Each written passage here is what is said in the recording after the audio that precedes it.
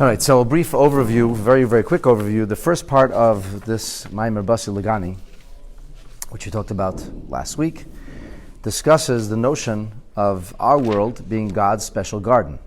And the idea that we elaborated on in this particular version of Basi L'Gani, which was delivered by the Rabbi in 1960, was the notion that when a person does what he's supposed to do, learns Torah, does mitzvahs, so that this brings forth what we call the atmospheric energy of God. That is to say that God interacts with our world on two levels, in Oir HaSoiviv and Oir HaMemale, in the light that encompasses and the light that fills. For lack of time, we'll simply say that the neshama fills the entire body, all of the body is equally alive, and at the same time, the neshama is able to express itself through various organs and parts of the body in a specific way, be it intellect and emotion, be it the functionality of specific organs which are able to basically harness and channel the particular force that the neshama contains or the neshama comprises for that faculty. In other words, we believe that there's a notion of eyesight that's in the neshama. There's something called koyach hariyah. There's something called koyach hashmiya, the ability to hear. There's the ability to compute ideas and to analyze them. So the neshama has these abilities. And the neshama, when it's attached to the body, is able to utilize the specific organs of the body, and that's called oir hamemala. That's called the light or the energy that fills. And then there's the oir haseviv.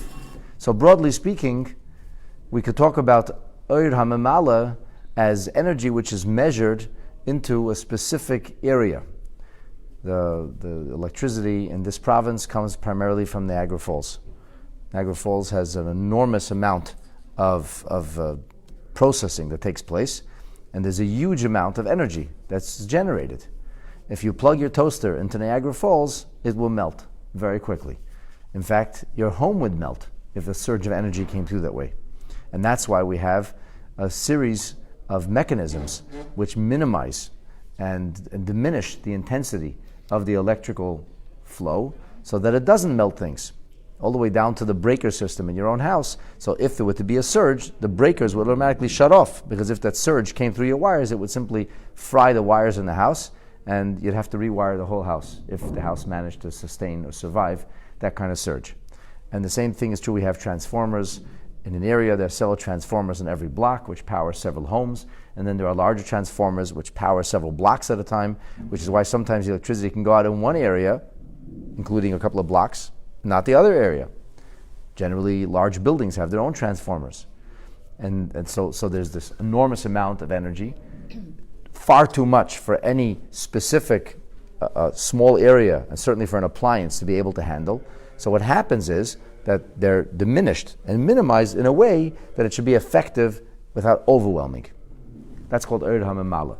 And then there's oir haseviv, which is what you could call the notion that, for example, in this area, there's cellular towers that power all the cell phones or enable all of the internet to work, which essentially is, it's all encompassing. It's more atmospheric. This little preface is important because in the previous part of the Maimer, we talked about the idea that we access or engender a flow of Oir HaSeviv. When a Yid does a mitzvah, when he crushes his Yetzer Hara, so then that brings forth this atmospheric revelation of divinity. But today's part of the Maimer, we're going to talk about something very different. We're going to talk about Oir HaMemala.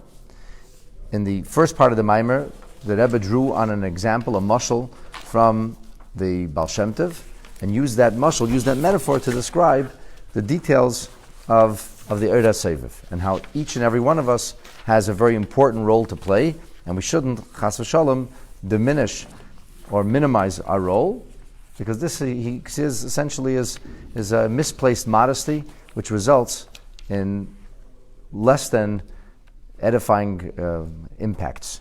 And it can result in something which is the opposite of good. Whereas when we do what we're supposed to do, we can bring about amazing transformation, including even the coming of Mashiach. So in Seif Gimel of the Maimer, the Rebbe now continues to speak about the concept of the next part of the Maimer. So remember, I'll remind you that the Maimarim of Basi L'Gani, each year the Rebbe would elaborate one chapter of the original Basi L'Gani, which was 20 chapters long.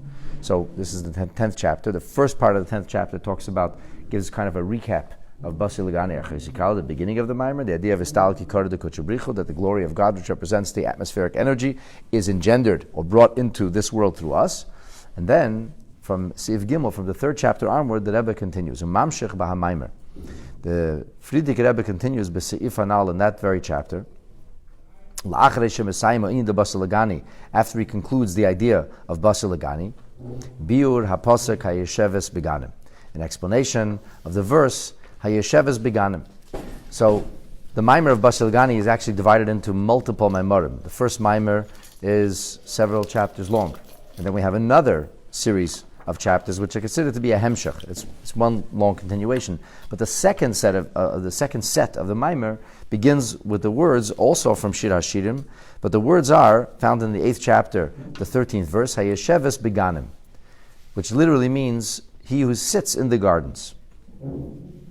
So the Rebbe says, Dehine, the pasuk zeh yesh gimel pirushim. In this verse of Hayesheves beganim, there are actually 3 unique interpretations. Now, I should point out to you right in the beginning that in the Maimer that the Friedrich Rebbe and in the Rebbe's Maimer, there's only going to be 2 which are discussed. There is a third, which is not mentioned. The 2 extremes are discussed. The 2 poles are discussed. The middle interpretation you're going to see is not really relevant in our day and age without a Beis HaMikdash.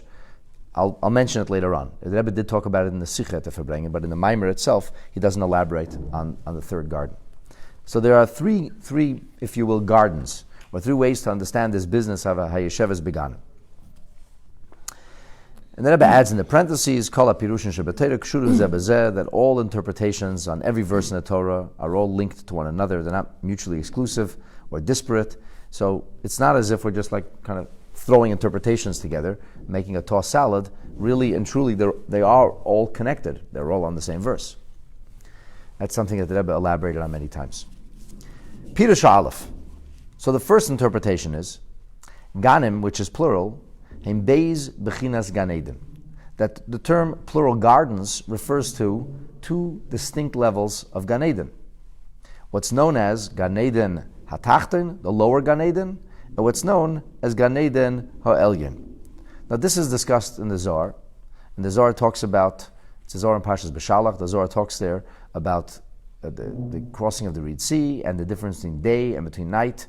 And he talks about different levels of divinity, and that there's a masculine element of divinity and a feminine element of divinity, and that the Shekhinah first spends time in the lower Gan Eden, and then after moves up to the higher Gan Eden. So we have this idea of, broadly speaking, different levels of Gan Eden.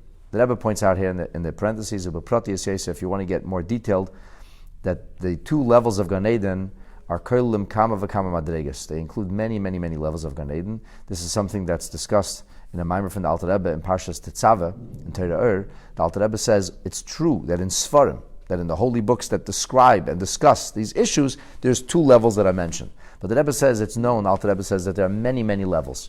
This is just like, it's a generalization. Generally speaking, there are 2 levels in Gan Eden. The Alter Rebbe in Parshas Tetzaveh in Torah says that there must be many, many, many, many levels of Gan Eden, because we know tzaddikim yelchu mechayil ochel. Tzaddikim are going from strength to strength. So in that case, there has to be a whole, almost endless levels of Gan Eden, which tzaddikim can rise year after year, day after day, and so on and so forth. At any rate, broadly speaking, the generalization is 2 levels of Gan Eden. So that's why it says Hayesheves beganim, those who are sitting or dwelling in Gan Eden. All right. So who are these dwellers of the garden? If now we're talking the garden is the Garden of Eden, who dwells in the Garden of Eden? The Garden of Eden has long left planet Earth. There is no parcel, no geography in which we have a perfect reality known as Garden of Eden. That was the case for a very short amount of time. So Garden of Eden is conceptual right now for us. It's not actual, meaning it's not technical, it's not tangible, it's not nuclear physics, it's not photons, it's not radar or radio waves. It's not part of this world. Doesn't mean it's not. It's just not part of this world. So who dwells in Gan Eden? It's a very real world, but not the reality that we're stuck in. So the answer is Koi al hanashamas Gan Eden. It refers to souls in Gan Eden. That's where souls reside. When they leave this world, they go to Gan Eden. Kol echad lefi madregas avedase. Everybody goes to Gan Eden, the Gan Eden of their own making. You go to your own Gan Eden, and your Gan Eden fits into the right neighborhood. So the kind of house you build, and we know here, like there's different homes, different neighborhoods. You don't have large homes and tiny homes one next to another. You don't have palatial homes and homes that are barely standing. The homes, generally speaking, resemble one another. That's why we call them neighborhoods. There's certain kinds of neighborhoods. So what kind of neighborhood do you move into? You kind of come with your own house. So they fit your house into the neighborhood you belong. And that's kol echad lefi madregas avedase. Ad l'darga hayeser nailis began Eden, until the highest levels of Gan Eden. But at any rate, there's these neighborhoods of Gan Eden where everybody fits into the place that they rightfully deserve. And God is the judge, so there is no wrongdoing. Everybody's exactly where they have to be. Veheim, and they are nekroyim b'shem chaverim. They are called friends. They're friends. So these neshamas that are living in Gan Eden are friends, which is interesting, because the Gemara in Bava Basra says that the tzaddikim in Gan Eden have these canopies, and there are 7 different levels of canopies. And one level of the canopy is a canopy made of eish, of fire. And the Gemara says, a canopy of fire. What does that mean? And the Gemara says that kol echad nichve michupase shachavere, that one is singed from the chuppah of the other. And there's this element of jealousy almost that exists between neshamas. Where one neshama, they're not jealous of somebody's money or somebody's home or somebody's success. They're jealous of their spirituality. This is a healthy, it's a good jealousy, but still jealous. Like, I wish I could have learned Torah like that. I wish I could have done mitzvahs like that. Why didn't I use my time more wisely? So there is an element maybe of, there's a separation between them. The Gemara in Bava Basra, the way the Mefarshim explained it, that there's actually distance between one canopy and the next. But at any rate, I guess they're still called friends because they still live in the same neighborhood. And these neshamas, they unite to some degree. And they're called chaverim. Kefi shemavar ba'maimer, as the Frierdiker Rebbe notes in his original discourse, this is in Musgar and it's bracketed, the l'pa'amim neshama min neshama na'atzelos. It's a very, very interesting statement, which is Zoharic in nature, and I do not claim to understand this, at least not fully, but I'll try to explain it as best as I can understand it. The meaning of neshama min neshama na'atzelos would literally be one neshama emanates from the other. So for example, the emanation, if you want to talk about it on planet Earth, is how we describe effulgence coming from a source of light. The rays of light are called the emanation. Maybe it will be easier for people to also relate to odors. The odor can emanate from somewhere. We could also have sometimes inspiration that emanates from somewhere or something or somebody. Or maybe fear that emanates. Emanates is a word that's used to describe something which is non-tangible. If you have water that's spraying from a fire hydrant, it would be odd to say the water emanates from the fire hydrant. Well, obviously it emanates. It's kind of gushing. It's more like it. Because we use that to describe what's talked about in spiritual terminology as shefa, where there's actually a benefaction. There's something tangible that's coming from one place being brought to another place. So if Iran is funding terrorists, you don't say, well, terrorism emanates from Iran. It's a lot worse than emanates. Emanates is almost like happening by itself. You could say that maybe twisted ideology emanates, or maybe people's the worst of brought out within people is emanating from an evil regime like that. But emanate for a money transfer is a funny thing to say. Emanates like people give off vibes. That's the notion of emanation, and because that's the case, the emanation will follow the source very closely. It's actually connected to the source. So what does it mean, neshama min neshama na'atzelos? It means somehow one neshama, I don't see how a neshama can actually emanate from another neshama. I mean, they're all individual neshamas. But I guess the influence from one neshama, it emanates from one neshama to the next. The neshamas absorb from one another. This is probably what it means. So the Rebbe says that the fact that the Frierdiker Rebbe quotes that bracketed piece from the Zohar, the Yeshloimer, the Rebbe suggests a b'diuk lashon ne'atzelos, emanation, which is the origin of the source of the world called Atzilus. Atzilus is the highest world that exists, that we're able to talk about. We don't really know what we're talking about. When the Alter Rebbe used to write the word Atzilus, he would become overwhelmed halfway through and couldn't finish writing the word. We can write Atzilus, no problem. We can talk about it, we can write it. It doesn't mean anything to us. But if you actually knew it, maybe it would be more difficult. If you actually experienced it, you wouldn't be able to just like casually let it, fall out of your mouth. So at any rate, the notion of Ne'atzeles or Atzilus means that there's this there's this level of neshama there's a world actually from which emanates from divinity. It's not created; it emanates. Oh, yeah, this is so many deep ideas. Try to crunch them into a few words. Okay, so there are 4 worlds, right? There's Atzilus, Bria, Yetzira, and Asiya, known by the acronym as Abiyah, Aleph Beis Yudayin. So Aleph Beis Yudayin can also be mirrored within the human psyche. Let's work our way backwards. The lowest level is Asiya. Asiya is when I do something about it. Doing it. Go do it. Okay? Doing something is separate from me. It's not me anymore. I do something. I did it. The impact of my deed is done, and I don't have to be there constantly pushing it along, cajoling it along. I did it. The horse has left the barn, so to speak. The ship has sailed. It's gone. That's the world of Asiya. The world of Asiya is the world of action. So then there's Yetzira, and then there's Bria. So Yetzira is when we have some kind of formation. We have something which is being developed or formulated. What comes before action? Before somebody acts comes what? The notion of articulation.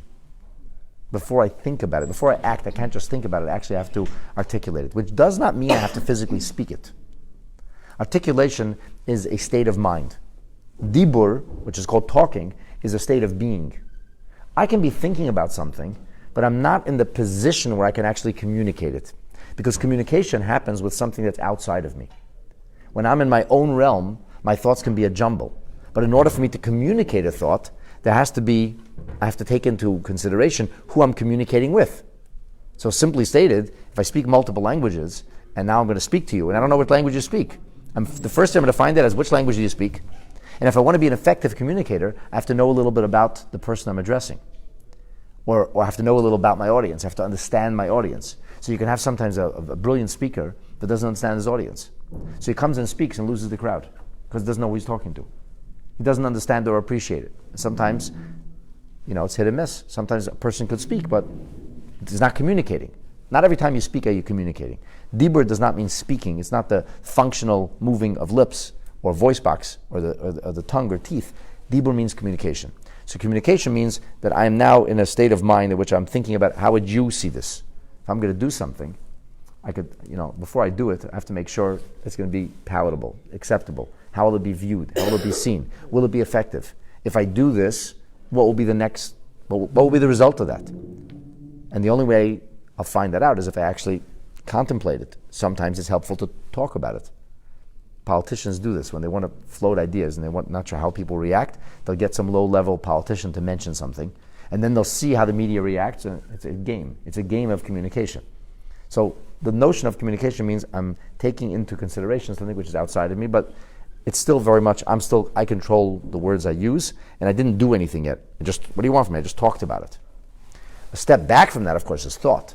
Thought is when I could be contemplating something, but when I contemplate it, it's not as you might understand or appreciate, it's as I will think. The highest level is subconsciousness. I'm not actively thinking about it. It's like a sensation when I first become aware of something. Or I have an idea, a flash of an idea. I didn't think about it yet. So that mirrors the Atzilus Bria Yetzira Asiya. The world of action is the world of Asiya. That is the world that seems to be separated from God. That's the world we live in. We don't know the presence of God intimately. Then there's a world up, which is called the world of formation. That's where there is something outside of God, as if God's communicating, but the communication still feels very close to the origin. Then we take that upper level, we'll talk about thought. Thought that's very personal. That's still God's realm. And the highest level is the proverbial divine subconsciousness, the notion of Atzilus. So Atzilus is the world of emanation, which is considered to be the world of light. What happens if you switch the light off? What happens to the light that was far away where it traveled? It disappears. Why? Because it's never separated. Atzilus, if the effulgence, if the rays could have feelings, they would always feel their connection to the origin where they came from. Whereas the fire hydrant that set a stream of water forth, the stream of water that splashed somewhere doesn't remember if it could have thoughts or feelings where it came from, necessarily. So this is the idea of the language of Atzilus. That Neshama and Neshama Netzelis refers to the level of Atzilus. In other words, we're talking here about a very, very lofty, a very high level of the proverbial garden. So there's two words that I use. There's Gan and Eden. There's garden and delight. We're talking here about the delight within the garden. So there's the garden, and then there's the delight within the garden. So we're talking here about Bechinas Atzilus Shalamayla Ma'ilam Abriya. We refer here to the world of emanation, which is higher than the world of creation. This is the meaning of your companions are listening to your voice. That the souls that are in Gan Eden, that are called companions or friends,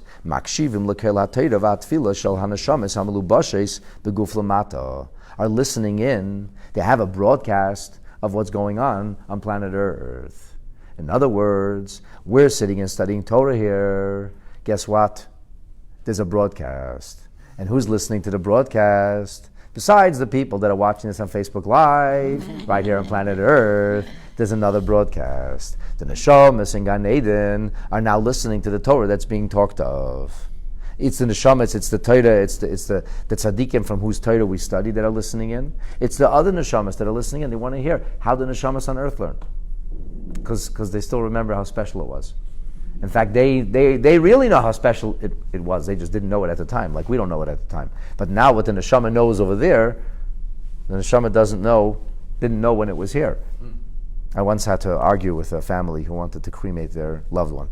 And they said to me, how could we disrespect the wishes of our loved one? He left explicit instructions that we should cremate him. And I said, I promise you that if the Neshama could talk to you now, he would tell you otherwise. He didn't know what he knows now. I said, I'll swear in a Sefer Torah that if the Neshama could talk to you now, he would say, please disregard my instructions. And if the Neshama knew then what it knows now, it would realize how harmful, how terrible it is to go through cremation. This is what Teres Emes says, that it literally destroys the prospects of the future for the Neshama. The Neshama can never find rest. It will be in oblivion for eternity. So there's this notion that the Neshamas in the other world actually appreciate what was happening in this world, what they didn't appreciate when they were in this world. So when they could listen into the Torah being studied here in Gan Eden, they value it much more than those who are actually sitting here and studying the Torah. In other words, there's this makshivim, there's this listening, that's the chavedim. This is your friends, your companions from the other world are listening in. V'zeu hashmiyeni, and this is the meaning of listen, let me hear. Sheheim haneshamas shebegufam, the neshamas that are right now fused into bodies, namely all of us sitting around the table today. Al yedei keilat Torah v'atfilah, through the voice, through the audibility of our Torah study and our subsequent prayer. Hagormim ilui b'mailas aliyas haneshamas shebegan Eden. We actually cause an elevation for the neshamas on high. That was like a spooky thought. We're learning Torah here, and they benefit from it. They actually benefit, those neshamas are elevated from the Torah we study here. And this is a real thing. How could neshamas benefit from Torah being studied here? It's not so hard to understand. Sometimes you listen to a program on the radio, and you're inspired by it. Or you become aware of certain things by it, because of what you heard. Maybe you heard something, and you say, oh, I didn't know that. Now I see things differently. So you are, call it inspired, call it educated, call it moved by something you heard. Alachas kama v'kama, when we talk not about broadband or radio waves or Facebook Live, but we're talking about neshamas. The neshamas hear the essence of the Torah, so the neshamas actually receive benefaction. They actually are elevated, they're moved by the Torah that's being studied here on earth. On a collective level, they all benefit? Or it's a really good question. You mean does the Torah being studied here affect every neshama that's out there? Yeah. It's a very good question. I didn't get there, and I don't want to get there, so I can't really tell you the answer to that question factually. I'm going to give you an educated guess. It seems that on a broad level, all of the neshamas benefit from the noise of Torah being studied here. Now there's a buzz. There's a buzz that's created, and that buzz is music to their ears. Huh? Call it a vibration, call it music.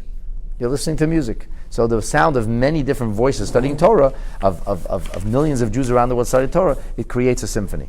And they hear that music. They all hear that music. They hear the hum of Torah study in Gan Eden. And I think that specifically there's neshamas that are able to listen into our Torah. Sometimes we focus it. We say the neshama should have an aliyah. Yeah, we say the neshama should have aliyah, and we could be speaking about a particular neshama, and sometimes we could dedicate something to a particular neshama, and sometimes a certain neshama is connected to us, whether it's the neshama of our Rebbe, the neshama of our parents, our grandparents, and so on and so forth, that there's an intrinsic bond between neshamas. Yes, that those neshamas actually could specifically hear and benefit from it. But is there actual Torah learning that takes place? Because I thought that a neshama, when it's in Olam Haba, cannot actually learn Torah anymore. It can't learn Torah the way we learn Torah. That's what all it does is learn Torah. But what does it learn? New. It relearns. It can't learn new Torah. Exactly. It relearns what it learned here in this world, which is why maybe, There's no new Torah offered. you get what you got. You get what you come with. All the Torah you learned, that's the Torah you're going to be learning deeper and deeper and deeper. Of Torah that I've learned over the years. Listen, the fact that you forgot it is not good, but you still learned it, because the Torah learned is yours forever. It's the problem. The Torah you didn't learn is the problem. This I can assure you. None of the movies you watched are going to come to heaven with you. None of the baseball games or hockey games or football games you watch are coming to heaven with you. None of the casual conversations are coming to heaven with you. All that narishkeit is going to stay right here. The only thing you take with you is the Torah you learned here. That's why it says, Ashrei Misha Bolakan v'Talmudei biyadei. Fortunate the one who comes there, what does he have in hand? Torah. The Torah. You can't come with your bank account. Can't come with your awards and medals. Can't come with any of those things. But it seems that the neshamas listen to Torah, so maybe there is some novelty in Torah because they're listening in. They can only take the Torah through the frame of what they've learned already, but they can listen into Torah. You don't understand it. Do they understand it? You meaning if I don't know what I'm talking about? No. If it's on a higher level than the person listening. I think that Torah, I know that Torah Shabbal Peh has to be understood, or it's not really Torah. It has to be. So you have to understand what you're saying.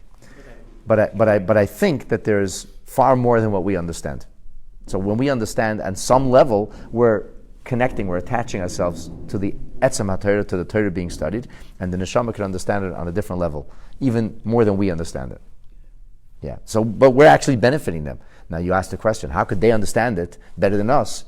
If I don't know what I'm talking about, or barely know what I'm talking about, how are they able to understand it better? That's the beautiful thing about this. Because they are able to benefit from our Torah study maybe even more than we can. But it comes through the broadcast. You know, sometimes you listen to somebody speak and you understand more than what they're saying. You say, it can kind of twig something in your mind. It could set your mind off. And at times it causes you to have an epiphany or a profound understanding or appreciation of something which you didn't understand yourself before. And the person who said it doesn't even know what they're talking about. There's a beautiful story told about the Chaim of Tzanz. He was ready to make a Siyum Hashas, I don't know, the upteenth time, and he was stuck on a certain taisvis, and he didn't want to make a Siyum. He couldn't make complete the Shas, the entire Babylonian Talmud, which takes 7.5 years to learn if you study a page a day. Right? It didn't take him 7.5 years. It's a few years. Went through Shas again, but he couldn't. He was uncomfortable without knowing the pshat in this taisvis. He couldn't make a Siyum Hashas. So he went to visit a very simple Jew who lived in a village near Tzanz. I forget the name of this Yid. He was called the Gutta Yid of something. Very simple person who spent most of his day reciting Tillim. He was a do-gooder. He was spent all day saying Tillim. He lived a life of total, absolute self-effacement. And he comes to this Gutta Yid, and he says, Gutta Yid, I have a problem. I don't know Pshat in the Taisvis. So the Gutta Yid, this fine Jew, said to the famous Gaon, the big Torah luminary and genius of Chaim of Tzanz, he said to the Chaim Tzanzer, what are you making fun of me or something? The Gutta Yid doesn't even say the same Tillim every day. Sometimes he reads the words wrong. I mean, like, I'm a simpleton. I don't have the brain power that you have. How could I tell you Pshat in the Taisvis? So Reb Chaim said, come on, just look at the Taisvis. Okay, so out of respect for Reb Chaim Tzanzer, the Gutta Yid looks in the Taisvis. And he started to read the Taisvis. And the way he read the Taisvis, he put the comma somewhere else, counterintuitively, and the period somewhere else. And Reb Chaim Tzanzer said, das ist the pshat, thank you very much. And he left, he went home, he made a Siyum Hashas. In other words, so what did the Gutta Yid give Reb Chaim of Tzanz? Punctuation. But he was so close to HaShem that the way he read the Taisvis, intuitively, was the pshat in the Taisvis. So yeah, it's possible sometimes for you to give something to somebody that you yourself don't have. Rabbi, just one very, hopefully quick question. Usually the goal for us is to, get to Gan Eden. Is it fair to say that in the Neshama and Gan Eden, realizing their limitations, would rather come back to earth in a body? It's an excellent question, Nathan. So, firstly, I want to say you said the goal is to get to Gan Eden. Allow me to correct you. Okay. The goal is not to get to Gan Eden. The goal is not to get to heaven. The goal is to bring heaven to earth. Okay. And we know this because our sages tell us that God created the lower world because He desired a dira b'tachtonim. The Medrash Tanchuma says, "Kashem sheyesh le dira bel yonim, kach nisava dira b'tachtonim." Just like He has a dwelling on high, He wanted a dwelling below. But if the whole purpose of this earth was just an obstacle course to get to heaven and get a big piece of heavenly chocolate cake, which you can only get after you go through the obstacle course, so then why would God want a dwelling place here? He doesn't want to be here. Nobody wants to be here. It's just the place you have to get to go there. But that's not what our sages say. So the Alter Rebbe in chapter 36 of Tanya says, from here we can see clearly that the point of creation is that God wants a dwelling place here. So that's correction number one. The goal is not to get to heaven. But temporarily, until Mashiach comes, the temporary goal is to get to heaven, but the ultimate goal is to come back to earth. That's why Tchias HaMesim, the resurrection, the resuscitation, according to the Nachmanides, and that's how we rule the halacha, is that in the end, the ultimate is Tchias HaMesim, the resuscitation of the dead, and living here back on planet Earth. But even before Mashiach comes. Okay, so before Mashiach comes, the best you could hope for is to get to Gan Eden, right? And then when somebody passes on today, in today's day and age, before Mashiach comes, what do we say? Yeah. He should have a licht in Gan Eden. He should have an illuminated Gan Eden. We hope that our loved ones are going to Gan Eden. Right. So that's the short-term goal. There's a short-term goal and a long-term goal. Yeah, the short-term goal, if soldiers are in a battle, is to capture the next hill. That's the short-term goal. And they fought all day, and they lost comrades, and much blood and guts was spilled to capture the hill. They captured the hill.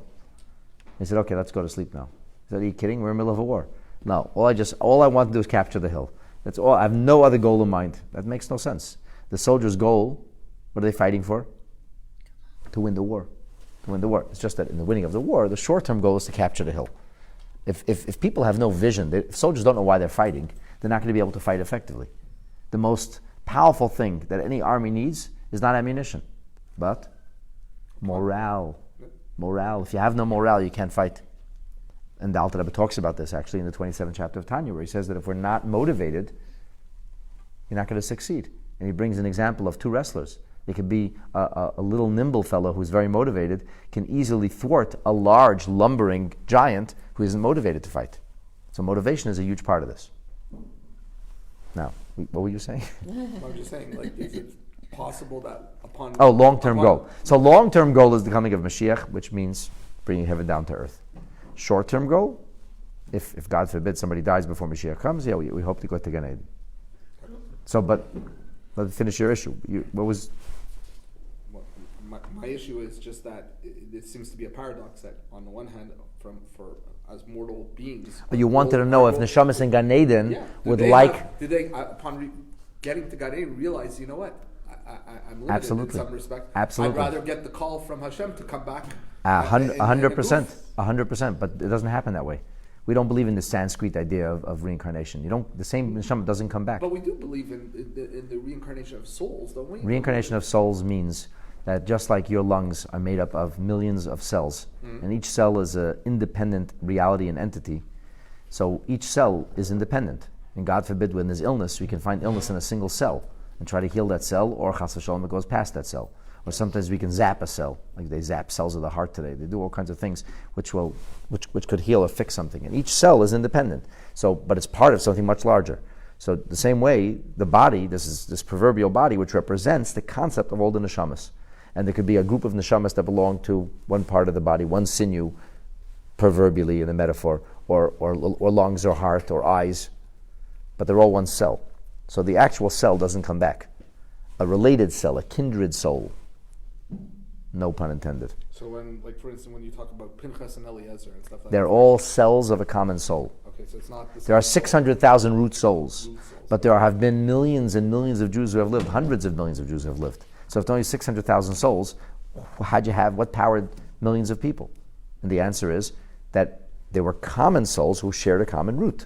So we say that Hillel is a Gilgul of Moshe Rabbeinu. It doesn't mean that Moshe Rabbeinu was yanked out of Gan Eden and sent back for another 120 years as Hillel. It means that Hillel shared commonality with Moshe Rabbeinu, and therefore there was things in Hillel's life which mirrored Moshe's life, including, according to the Arizal, the famous Mishnah in Pirkei Avos, where Hillel ends up talking to a skull, and the Arizal teaching that skull is Pharaoh's skull, and it's unfinished business, right? Okay. Yes. Don't we all, after 11 months, eventually get the Gan Eden? Most good people, Yeah. well, which is most people, decent people who kind of live a decent life, will get to Gan Eden after 11 months, right? The question is how we get there. But How those brutal people- was the process? But those people who were cremated, like in Oy the vey. Shoah, It's really it's a huge in the event. Shoah you leave it to God. The God takes care of those souls. Those are the holiest of souls. People who elected to be cremated, bad news bears. It's not a good situation. Very bad. Anyway, the bottom line is: do neshamas and Gan Eden appreciate the mitzvahs being done here on earth and the possibilities on earth? Yes, yes, yes. Do they wish they would have done more? Yes, there are regrets in Gan Eden, no question about it. Wow, 100%. that's amazing. Is it? Yeah, it is. Because everybody has this ideal like it's paradise and stuff, and then you're finding out. It is paradise, but the things we can accomplish here on in our terrestrial lifetime are unparalleled. That's why the neshama waits and waits to get to Gan Eden. There's a famous in our Yom Yom, there's a famous statement that says the neshamas are informed and they have an idea of what it's going to be like, and the neshama waits for its time to come down, and then the Rebbe finishes off. So what's everybody waiting for? Like, this is the whole purpose. It's the real deal. Well, Peter Shabbos, the second interpretation of Ayesheves Beganim is and this is not in the loftiest way of understanding the pasuk. It's not talking about Fisha Neshamas in Gan Eden. It's not talking about the souls as they exist in the Garden of Eden, B'darga Hayeser Nailis, and the highest of levels. When Neshamim in Neshamim, Netzelis, so one soul is emanating effects of the other soul, which is the level of Atzilus. Elolamata Mata. Here we speak about the lowest level.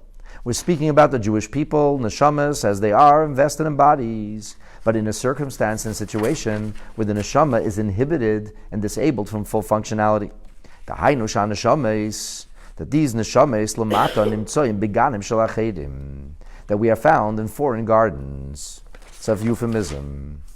Even though we're in a beautiful place, it's not home. We don't really feel free. Today there are friends, who knows what happens tomorrow, the story of Jewish history, we came to lands, we were accepted, we prospered, and then all of a sudden the ugly tide of anti-Semitism rose, and we found that we're really not accepted, and we ended up being turfed out if we survived altogether.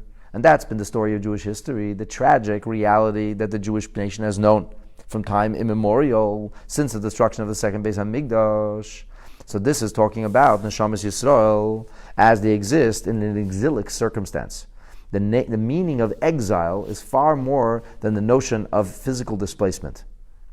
Physical displacement is an example, a metaphor for exile. Exile means when you are not able to function right. You're not at home. You're not in your place. So for example, everybody has their comfort zone. You have your home.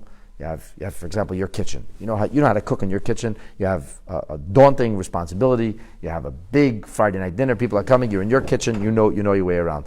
When you're in somebody else's kitchen, it's very hard. You don't have the feel. You have your office. You know how to run your office. So when you're not home, you don't have your office. You don't have your, somebody like in my line of work, you don't have your svarim. I have my svarim. I know my svarim. I have 3 libraries. I know where my stuff is. Here, in my office, in the shul, my office at home, I know where to get my svarim. I know I have a schedule. I know what I have to do. And when you're on the road, you're displaced. It's very hard to function. It's hard to function. I was in New York for an extended period of time. Baruch Hashem, for simchas. Can't call it gullus, but I could tell you I was displaced. I didn't respond to all the emails I should have. I didn't have my svarim. I wasn't teaching my classes. You're inhibited. Sometimes it becomes almost like a haze. You're not able to function. But this is the story of neshamas. In general, we are barely functioning. We're like the Special Olympics now, compared to the time of the Beis HaMikdash, when people had spiritual eyesight and mobility, and they had their wits about them and their instincts. And then you have people who are legally blind, maybe totally autistic and not able to relate to those around him. And you have like Special Olympics. So the Golus is the Special Olympics, where we're not who we used to be. We're a shadow of who we used to be. Illness is a metaphor for Golus. All this means displacement. But So here we have. I mean, despite having the base of Mikdash, Am Yisrael sinned tremendously. Yes, Had that Avodah Zarah- is true. That Am Yisrael sinned tremendously, and that's why we lost the Beis Hamikdash. Yeah, you're right. I mean, it's not a guarantee of anything. When Mashiach comes, it will be a guarantee. But certainly, the righteous people in the time of the Beis Hamikdash were able to function at a much higher level of acuity. By the way, Beis Hamikdash really means the first Beis Hamikdash. The second Beis Hamikdash is a technical, functional Beis Hamikdash, but did not have the Shechina, did not have the divine presence. When I speak about Beis Hamikdash in this lofty way, I'm speaking of the first Beis Hamikdash. I'm talking about when prophecy was flowing in the streets. It's true there were low ebbs in prophecy, like when Shmuel Hanavi got a nevuah as a child, he didn't know who it was. He kept coming back to Eli. Eli, are you calling me? I said, I didn't call you. After the third time, Eli realizes God's calling the kid. Right? But so the Mefarshim say the prophecy was in a low ebb then. But that makes us understand there were times the prophecy was an enormously regular experience. There was an enormous profusion of prophecy. We only know of the prophets we know of. Those are the prophets who got prophecy that was relevant for all time. So therefore their words were recorded for posterity because their words are meaningful for eternity. But there were prophets who got prophecies that whatever was relevant for them as individuals, or maybe for their circle of influence, for their community, or maybe even for the Jewish people, but only for that time. So it wasn't documented.